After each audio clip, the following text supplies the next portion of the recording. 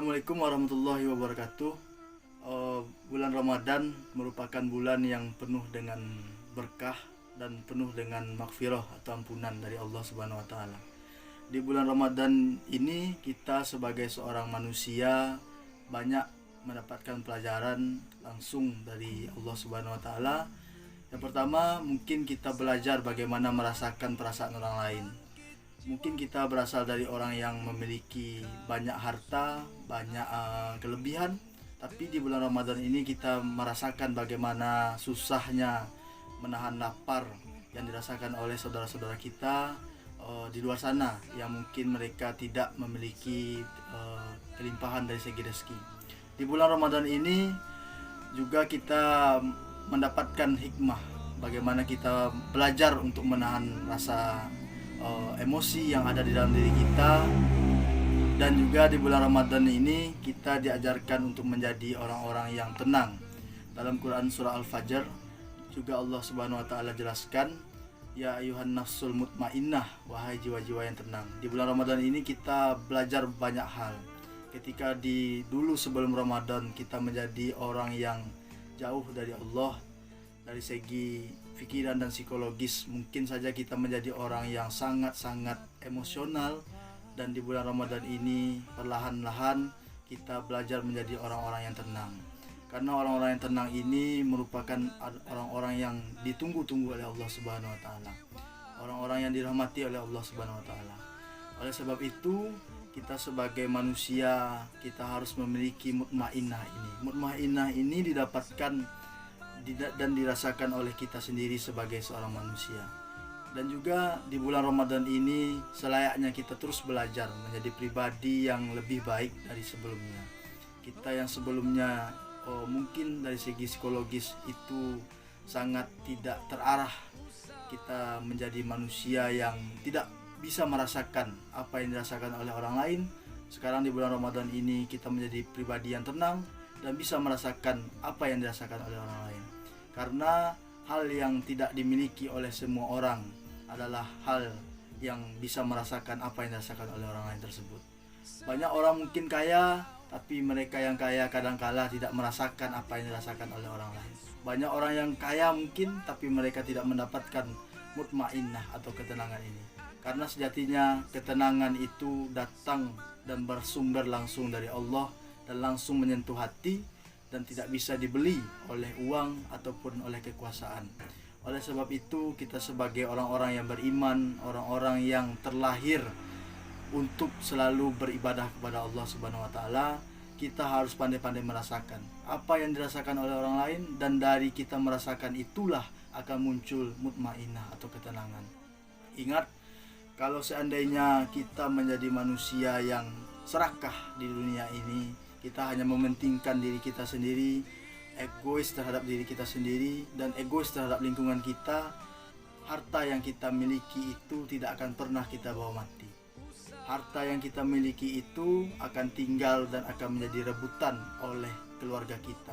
Bahkan harta yang kita miliki itu juga akan menjadi musibah bagi kita di alam kubur. Oleh sebab itu, kita harus menjadi orang-orang yang selalu ingat akan kematian. Karena sejatinya setiap manusia yang hidup atau setiap makhluk yang bernyawa itu pasti akan mati. Oleh sebab itu, saya berpesan di bulan yang penuh maghfirah ini, penuh ampunan ini, semuanya kita belajar kembali menjadi orang yang kembali ke dalam fitrahnya suci.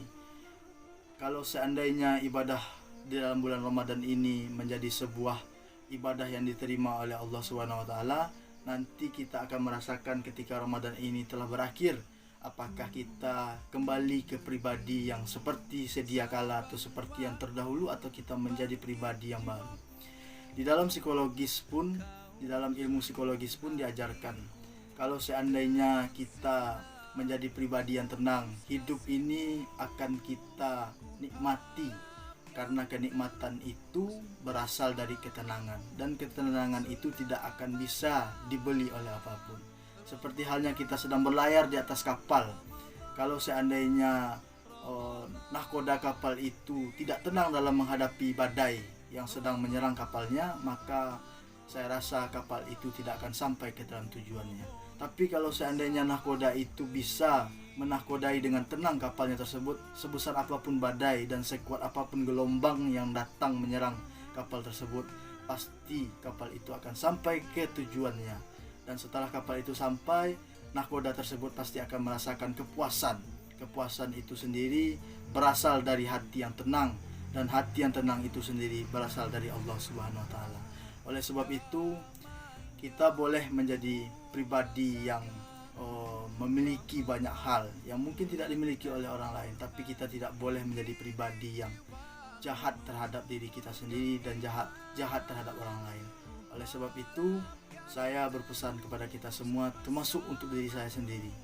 Bulan Ramadan ini merupakan sebuah peristiwa yang besar bagi kita umat Islam, dan di bulan Ramadan ini adalah tempat kita ditempa. Kalau seandainya di bulan Ramadan ini anak-anak mulai dari SD, SMA itu diikutkan pesantren, tapi kita yang tidak sekolah atau yang sudah tamat sekolah pun secara tidak langsung dipesantrenkan.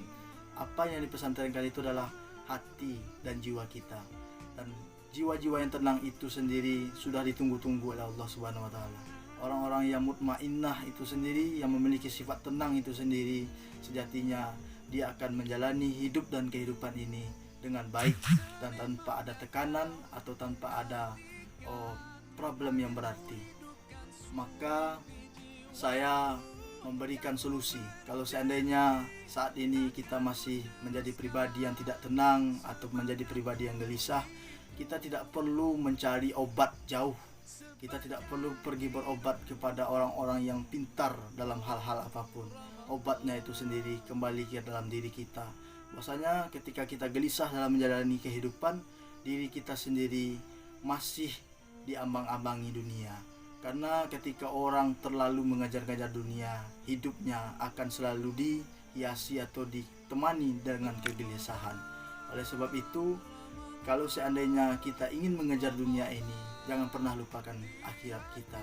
Karena akhirat itulah tujuan kita, dan dunia ini hanya sebatas mimpi yang ketika kita nanti dimatikan oleh Allah Subhanahu wa taala, kita hanya seakan-akan pernah mengalami kejadian-kejadian. Kita mungkin pernah merasakan kita dulu pernah kaya di atas dunia, tapi sekali lagi dunia ini nanti kita akan merasakan hanya seperti mimpi. Kita mungkin mimpi menjadi orang kaya, tapi kita tidak pernah menyadari mimpi itu yang kita jalani di dunia ini apakah akan mendatangkan rahmat untuk kita setelah kita meninggal, atau hanya mendatangkan musibah bagi kita setelah kita meninggal. Wallahu a'lam bishawab. Assalamualaikum warahmatullahi wabarakatuh.